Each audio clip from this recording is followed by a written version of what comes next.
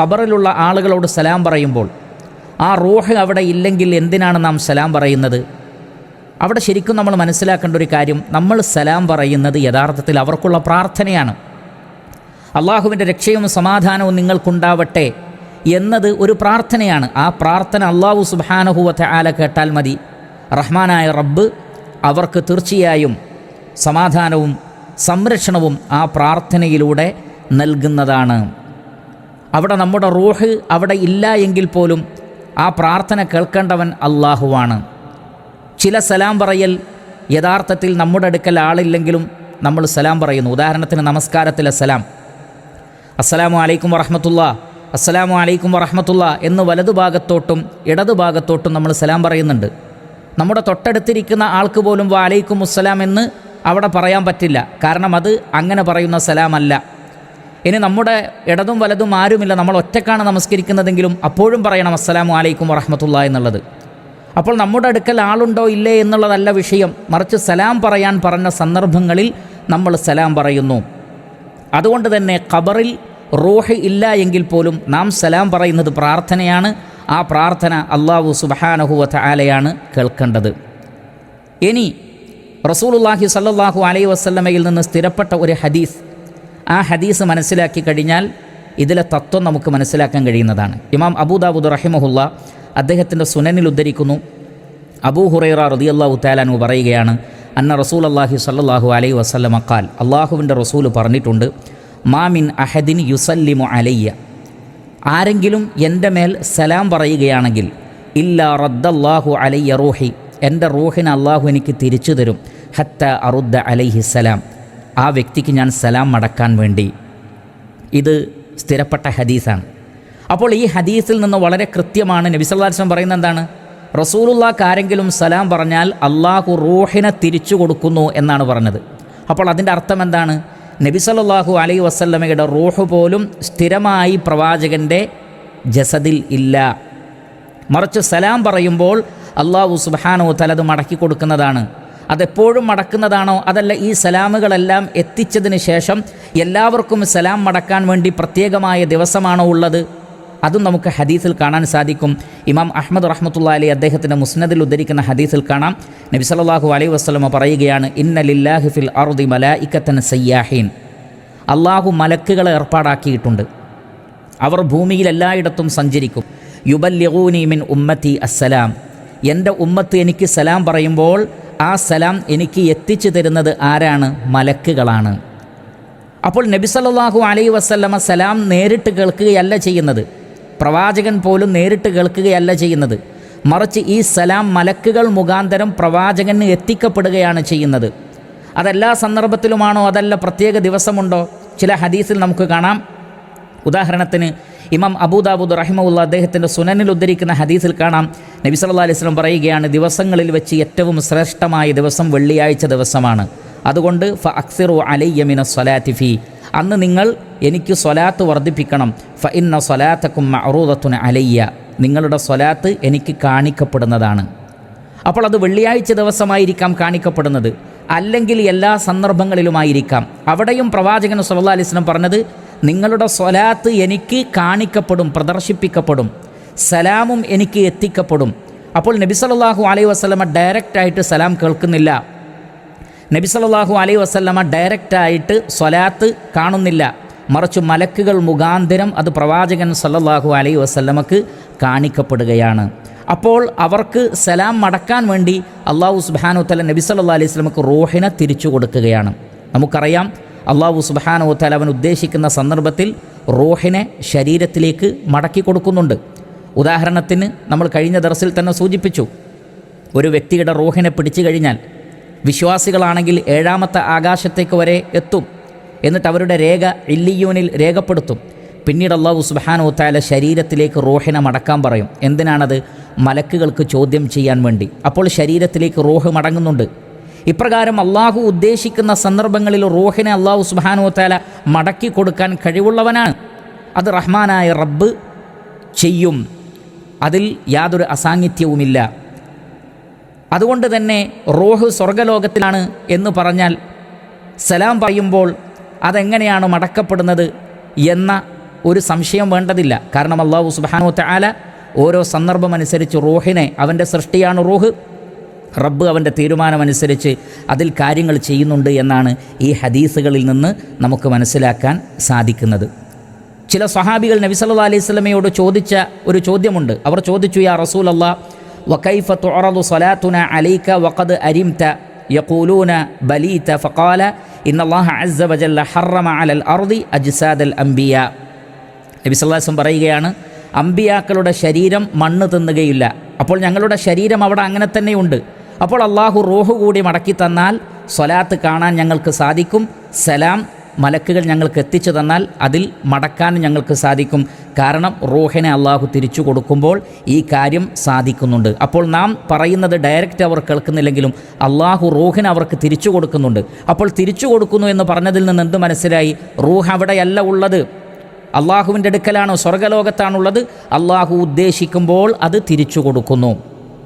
എന്നാൽ ഇത് എല്ലാ മുസ്ലിമീങ്ങൾക്കുമുണ്ടോ? എല്ലാ വിശ്വാസികൾക്കും ഇങ്ങനെ റൂഹ് തിരിച്ചു നൽകപ്പെടുന്നുണ്ടോ? ചില ഹദീസുകളിൽ കാണാം, അബൂ ഹുറൈറ റളിയല്ലാഹു തആല അൻഹുവിൽ നിന്നും അതേപോലെ തന്നെ ഇബ്നു അബ്ബാസ് റളിയല്ലാഹു അൻഹുവിൽ നിന്നുമെല്ലാം ഉദ്ധരിക്കപ്പെടുന്ന ഒരു ഹദീസിൽ ഹാഫിള് ഇബ്നു അബ്ദുൽ ബർ റഹ്മത്തുള്ളാഹി അലൈഹി അതേപോലെ തന്നെ മറ്റു ചില റാവിമാരും ഉദ്ധരിക്കുന്ന ഹദീസിൽ കാണാം, മാമിൻ റജുലിൻ യമുറു ബി ഖബ്രി റജുലിൻ കാന യഅരിഫുഹു ഫിദ് ദുനിയ ഫയുസല്ലിമു അലൈഹി ഇല്ലാ അറഫഹു വറദ്ദ അലൈഹി. ഏതൊരു വ്യക്തിയും ഒരു മുസ്ലിമിൻ്റെ ഖബറിൻ്റെ അടുക്കലൂടെ നടന്നു പോകുമ്പോൾ സലാം പറഞ്ഞാൽ ആ സലാം ആ ഖബറിലുള്ള ആൾ മടക്കും. മാത്രമല്ല ദുനിയാവിൽ വെച്ച് ഈ വ്യക്തിയെ അറിയുന്ന ആളാണ് ഖബറിലെങ്കിൽ ആ ഖബറിലുള്ള ആൾക്ക് തന്നെ സന്ദർശിച്ച ആളെ തിരിച്ചറിയാനും കഴിയും എന്നൊരു ഹദീസുണ്ട്. എന്നാൽ ഈ ഹദീസ് ദുർബലമാണ്. ഇമാം അൽബാനി റഹ്മത്തുള്ളാഹി അലൈഹി വളരെ വിശദമായി ഈ ഹദീസിൻ്റെ പരമ്പരകളെ ചർച്ച ചെയ്തതിന് ശേഷം ഈ ഹദീസ് ദുർബലമാണ് എന്ന് വ്യക്തമാക്കിയിട്ടുണ്ട്. മഹാനായ ഇബ്നു റജബുൽ ഹംബലി റഹ്മത്തുള്ളാഹി അലൈഹി അതേപോലെ തന്നെ ഇബ്നു ഹസം റഹ്മത്തുള്ളാഹി അലൈഹി തുടങ്ങിയ മുഹദ്ദിസുകൾ ഈ ഹദീസ് ദുർബലമാണ് എന്ന് പറഞ്ഞിട്ടുണ്ട്. എന്നാൽ വേറെ ചില പണ്ഡിതന്മാർ ഈ ഹദീസ് സ്വഹീഹാണ് എന്നും പറഞ്ഞിട്ടുണ്ട്. ഇനി ഈ ഹദീസ് സ്വഹീഹാണെങ്കിൽ തന്നെ അവിടെ സംഭവിക്കുന്നത് എന്താണ്? നേരത്തെ നബി സല്ലല്ലാഹു അലൈഹി വസല്ലമയുടെ കാര്യത്തിൽ പോലും അള്ളാഹുവിൻ്റെ റസൂൽ എന്താണ് പറഞ്ഞത്? ഒരാൾ എനിക്ക് സലാം പറയുമ്പോൾ അള്ളാഹു എനിക്കെൻ്റെ റൂഹിനെ മടക്കി തരുന്നു, അപ്പോൾ ഞാൻ സലാം മടക്കുന്നു.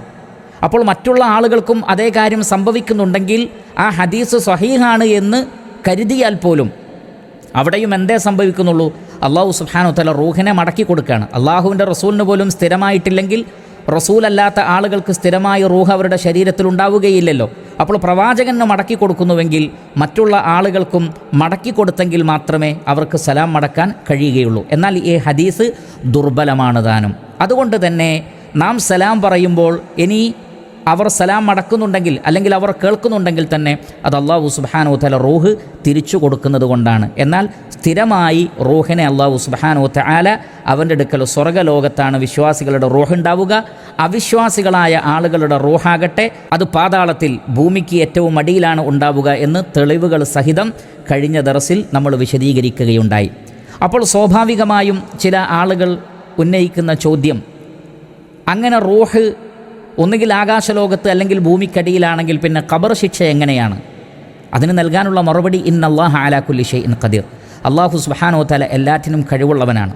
സ്വർഗ്ഗലോകത്ത് റൂഹിനെ ഒരു പക്ഷിയുടെ ശരീരത്തിൽ പ്രവേശിപ്പിച്ച് ആ പക്ഷി സ്വർഗ്ഗത്തിൽ നിന്ന് ഭക്ഷിക്കുന്നുണ്ട് എന്ന് പ്രവാചകൻ പറഞ്ഞിട്ടുണ്ടെങ്കിൽ അള്ളാഹുവിന് കഴിയാത്ത കാര്യമെന്താണ്?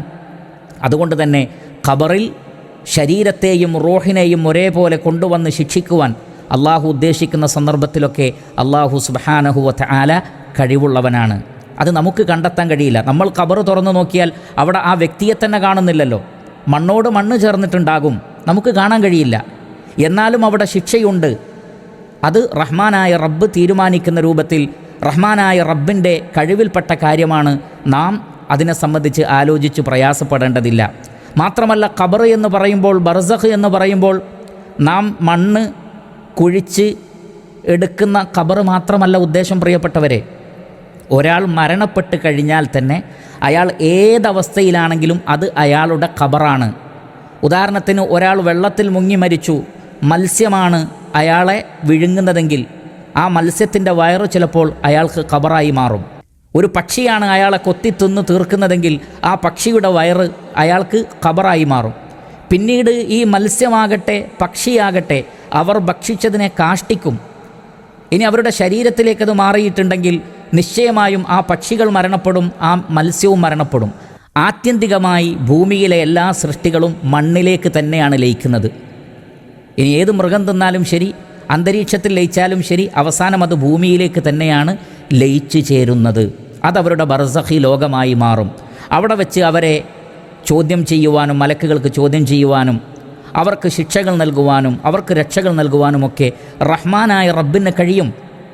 ഒന്നുമില്ലായ്മയിൽ നിന്ന് നമ്മെ സൃഷ്ടിച്ച, നിസ്സാരമായ ഇന്ദ്രിയത്തുള്ളിയിൽ നിന്ന് നമ്മെ സൃഷ്ടിച്ച റബ്ബിന് അതൊക്കെ സാധ്യമാണ്. നിങ്ങൾ ശ്രദ്ധിച്ചിട്ടില്ലേ, ഒരാൾ ഉറങ്ങിക്കഴിഞ്ഞാൽ സ്വപ്നം കാണുന്നു. നമുക്കറിയാം, ഉറങ്ങുമ്പോൾ അല്ലാഹു സുബ്ഹാനഹു വ തആല റൂഹിനെ പിടിച്ചെടുക്കുന്നുണ്ട്. അല്ലാഹു യതവഫൽ അൻഫുസ ഹീന മൗതിഹ വല്ലത്തി ലം തമുത് ഫീ മനാമിഹ. അല്ലാഹു സുബ്ഹാനഹു വ തആല പറയുന്നത്, ഒരാൾ മരിക്കുമ്പോൾ അല്ലാഹു റൂഹിനെ പിടിക്കുന്നുണ്ട്, ഒരാൾ ഉറങ്ങുമ്പോഴും റൂഹിനെ അല്ലാഹു പിടിച്ചെടുക്കുന്നുണ്ട്. പക്ഷേ നമ്മൾ ഉറങ്ങിക്കഴിഞ്ഞാലും ചില ആളുകൾ വളരെ നല്ല സ്വപ്നങ്ങൾ കാണുന്നു. അവർക്ക് സന്തോഷവും ആഹ്ലാദവും ചിരിയുമെല്ലാം ഉണ്ടാകുന്നു. അവർ സ്വപ്നത്തിൽ ചിരിക്കുന്നു. അവരുടെ തൊട്ടടുത്ത് കിടക്കുന്ന ആളുകൾ അവർ ചിരിക്കുന്നത് കാണുന്നുണ്ട്, അവർ സംസാരിക്കുന്നത് കാണുന്നുണ്ട്, അവർ ആഹ്ലാദിക്കുന്നത് കാണുന്നുണ്ട്. അതേപോലെ തന്നെ വേറെ ചില ആളുകൾ പേടിപ്പെടുത്തുന്ന സ്വപ്നങ്ങൾ അവർ കാണാറുണ്ട്. അവർക്ക് ബേജാറുണ്ടാവാറുണ്ട്, അവർക്ക് വേദനകൾ അനുഭവിക്കുന്നുണ്ട്, അവർ ആർത്തട്ടഹസിക്കുന്നുണ്ട്, ഞെട്ടി എഴുന്നേൽക്കുന്നുണ്ട്. അപ്പോൾ ഇതിനൊക്കെ എന്നാലും ആ വ്യക്തി ഉറക്കത്തിൻ്റെ അവസ്ഥയിൽ തന്നെയാണ്, അയാളുടെ ശരീരം ബെഡിൽ തന്നെയുണ്ട്, നമ്മൾ കാണുന്നുണ്ട്. പക്ഷേ ഇതൊക്കെ അയാൾ അനുഭവിക്കുന്നുണ്ട്, നമ്മളാരും കാണുന്നില്ല. അപ്പോൾ ജീവൻ പോകാത്ത അവസ്ഥയിൽ ഈ രൂപത്തിൽ മനുഷ്യനിൽ സംഭവിക്കുന്നുവെങ്കിൽ ആത്മാവ് അല്ലാഹു സുബ്ഹാനഹു വ തആല പരിപൂർണമായും പിടിച്ചെടുത്തതിന് ശേഷമുള്ള മരണം, ആ വലിയ മരണ സന്ദർഭത്തിലും ഖബറിലും ബർസഖിൻ്റെ ലോകത്തും ഇതേപോലെയുള്ള അനുഭവങ്ങൾ അയാളുടെ ആത്മാവിനും ശരീരത്തിനും ഒരേ സമയം അനുഭവിപ്പിക്കുവാൻ റഹ്മാനായ റബ്ബിന് കഴിയും. നമുക്കത് മനസ്സിലായിട്ടില്ലെങ്കിലും റഹ്മാനായ റബ്ബിന് കഴിയും. അതിനുള്ള സൂചനകളാണത്. അതുകൊണ്ട് തന്നെ ഖബർ ശിക്ഷ ആത്മാവിന് മാത്രമല്ല, ശാരീരികമായി തന്നെ അനുഭവിക്കണം. അതിൻ്റെ അനുഗ്രഹങ്ങളും അങ്ങനെ തന്നെയായിരിക്കും എന്നാണ് അഹ്ലുസുന്നത്തി വൽ ജമാഅത്തിൻ്റെ നിലപാട്. അതുകൊണ്ട് ഒരുപാട് ആളുകളെ ഒരേ സമയത്ത് മരിപ്പിക്കാൻ റഹ്മാനായ റബ്ബിന് കഴിയും, മലക്കുകൾക്ക് സാധിക്കും. നമ്മൾ കണക്ക് കൂട്ടുന്ന രൂപത്തിലല്ല മലക്കുകളുടെ കഴിവ്. നമ്മളൊരു റൂം മുഴുവൻ അടച്ചു ഭദ്രമാക്കി കെട്ടിപ്പൂട്ടിയിട്ടാൽ ഒരു മനുഷ്യന് അതിലേക്ക് കടക്കാൻ പറ്റൂല. പക്ഷേ ഒരു മലക്കിന് നമ്മൾ എവിടെ കിടന്നാലും, എത്ര ഭദ്രമായ കോട്ടക്കുള്ളിലും ഇരുമ്പിൻ്റെ കൂടിൻ്റെ ഉള്ളിലാണെങ്കിലും ഒരു മലക്കിന് നിസ്സാരം അതിലേക്ക് പ്രവേശിക്കാൻ പറ്റും. അള്ളാഹു അവരെ അങ്ങനെയാണ് സൃഷ്ടിച്ചത്.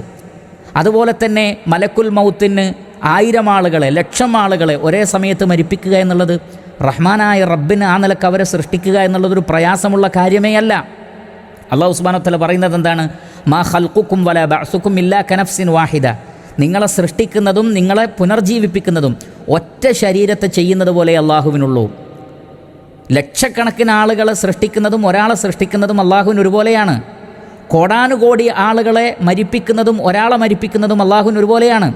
കോടാനുകോടി മനുഷ്യന്മാരെ പുനർജീവിപ്പിക്കുന്നതും ഒരാളെ പുനർജീവിപ്പിക്കുന്നതും അള്ളാഹുവിന് ഒരുപോലെയാണ്. റഹ്മാനായ റബ്ബ് അള്ളാഹു സുബ്ഹാനഹു വ തആല ഒരു കാര്യം ഉദ്ദേശിച്ചാൽ ഇന്നമാ അംറുഹു ഇദാ അറാദ ശൈഅൻ അൻ യഖൂല ലഹു കുൻ ഫയകൂൻ. കുൻ എന്ന് പറഞ്ഞാൽ അതൊക്കെ ഉണ്ടായിത്തീരും. ആ നിലക്ക് അള്ളാഹു സുബ്ഹാനഹു വ തആലക്ക് ഇതെല്ലാം സംവിധാനിക്കാൻ കഴിവുള്ളവനാണ്. അതുകൊണ്ട് തന്നെ ആത്മാവിനെക്കുറിച്ച് റഹ്മാനായ റബ്ബ് പറഞ്ഞു തന്നതിനപ്പുറത്ത്, സ്വഹീഹായ ഹദീസുകളിൽ സ്ഥിരപ്പെട്ടതിനപ്പുറത്ത് ഒന്നും നമുക്ക് പറയുക സാധ്യമല്ല. ബർസഖി ലോകമെന്ന് പറഞ്ഞാൽ ഒരാൾ ഈ ലോകത്തോട് വിട പറഞ്ഞ് പിന്നീട് പുനർജീവിപ്പിക്കപ്പെടുന്നത് വരെയുള്ളൊരു കാലഘട്ടമാണ്. അത് ഖബറിലാകാം, കടലിലാകാം, കരയിലാകാം, അന്തരീക്ഷത്തിലാകാം, ഏതെങ്കിലും ജീവജാലങ്ങളുടെ വയറ്റിലാകാം, ശരീരത്തിലാകാം. എവിടെയാണെങ്കിലും അവിടെ നിന്നെല്ലാം അല്ലാഹു സുബ്ഹാനഹു വ തആല മനുഷ്യനെ കൊണ്ടുവരുന്നതാണ്. അതിനൊക്കെ കഴിവുള്ള റബ്ബ് ബർസഖി ലോകത്ത് വെച്ച് അവരെ ശിക്ഷിക്കുവാൻ, അവരെ രക്ഷിക്കുവാനൊക്കെ കഴിവുള്ളവനാണ്. അവരുടെ ആത്മാക്കളെ അവൻ ഉദ്ദേശിക്കുന്ന സ്ഥാനങ്ങളിൽ സ്ഥാപിക്കുവാനും അവൻ ഉദ്ദേശിക്കുന്ന സന്ദർഭങ്ങളിൽ ശരീരത്തിലേക്ക് തിരിച്ചു കൊണ്ടുവരാനുമൊക്കെ റഹ്മാനായ റബ്ബ് കഴിവുള്ളവനാണെന്ന് മനസ്സിലാക്കുക. അത്തരം വിഷയത്തിൽ ഖുർആനിലും ഹദീസിലും വന്നതിനപ്പുറത്തേക്ക് നാം ചിന്തിക്കുകയോ ഗവേഷണം ചെയ്യുകയോ ചെയ്യാതിരിക്കുക. കാരണം നമുക്കത് കണ്ടെത്തുക സാധ്യമല്ല, നമ്മുടെ ബുദ്ധിക്കപ്പുറത്തുള്ള കാര്യങ്ങളാണ് എന്ന് തിരിച്ചറിയുക. അല്ലാഹു സുബ്ഹാനഹു വ തആല സത്യം സത്യമായി മനസ്സിലാക്കുവാനും ഉൾക്കൊള്ളുവാനുമുള്ള തൗഫീഖ് നമുക്ക് പ്രദാനം ചെയ്യട്ടെ.